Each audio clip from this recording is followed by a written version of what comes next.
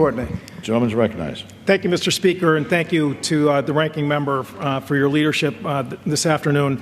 Again, as someone who was a small employer for 27 years and provided health benefits for my staff, I am acutely aware of the challenges in the small business market, which long predate passage of the Affordable Care Act, and which is still something that we can do better in terms of helping folks deal with this issue, which again is so important because small businesses are the job creators in the American economy.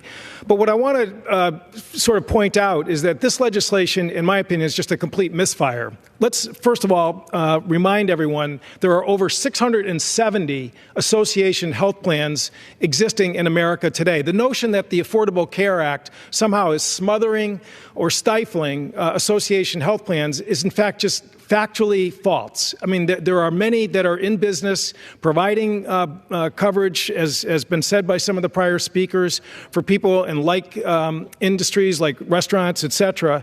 So again, we're not talking about some existential threat that's out there in terms of association health plans today. The guts of this bill is really, it's quite extraordinary coming from, again, the Republican Party, is to preempt state governments from having any say over the solvency and the benefit design of plans that operate under association health plans.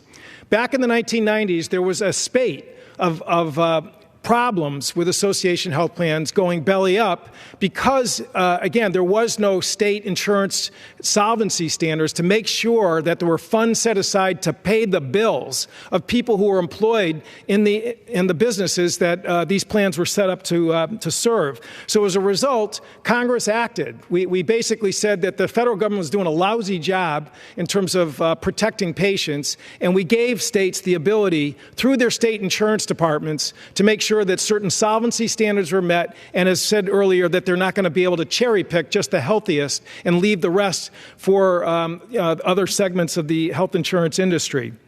So as a result of the fact that we made this change, again, the state insurance commissioners all across America, Republican states and Democratic states, have weighed in. They sent a letter on February 28th pleading with Congress not to do this, not to pass this bill, which eliminates their ability to protect the citizens of their states. So this bill is actually an anti-states' rights bill because it's basically saying the federal government is just going to step in and wipe out the way in which these plans operate and just leave, again, a race to the bottom, the lowest threshold of protection for patients. And that's considered health care reform or somehow advancing the ball in terms of helping small businesses. There are many other ways to deal with this issue, and this is not the right one. Again, this is not some new idea that we're debating. This has been back and forth over the years, the 1990s and the early 2000s. It predates the Affordable Care Act by decades, and it's just an old chestnut that's being thrown out on the floor in the name of some idea to sound like we're doing something for small businesses. Again, under the Affordable Care Act, we set up a 50% tax credit for businesses that qualify for it to make health insurance affordable. I did 2 town halls back in my district. I had a plumber from the next town over who, again, took advantage of that 50% tax credit. He saved thousands of dollars in terms of providing health benefits for his small business. We can expand that tax credit to get a wider universe of small businesses. That's what we should be doing. We should be building on what is successful. Again, not watering down existing patient protection, consumer protection laws that ensure that plans are actually going to have enough funds to pay the bills when people get sick or go to hospital, and certainly not to be able to cherry pick what benefits are considered essential or not. We should not be allowing health plans to decide we're not going to cover maternity or we're not going to cover, some kind. 30 seconds. Mr. Speaker, I'd yield the gentleman an additional minute. Gentleman's recognized. Thank you.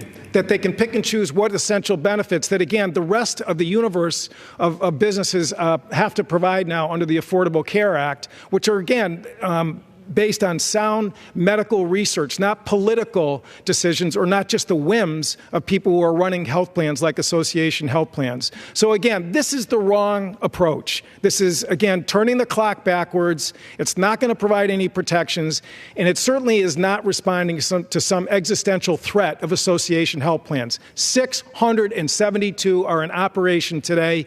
Let's help them with programs like tax credits. Let's not just sort of turn that whole sector of the health insurance marketplace into the Wild West, because it's patients who are going to lose. Our citizens are going to lose. We can do better than that as a Congress. Again, I strongly urge a no vote on this measure, and I yield back.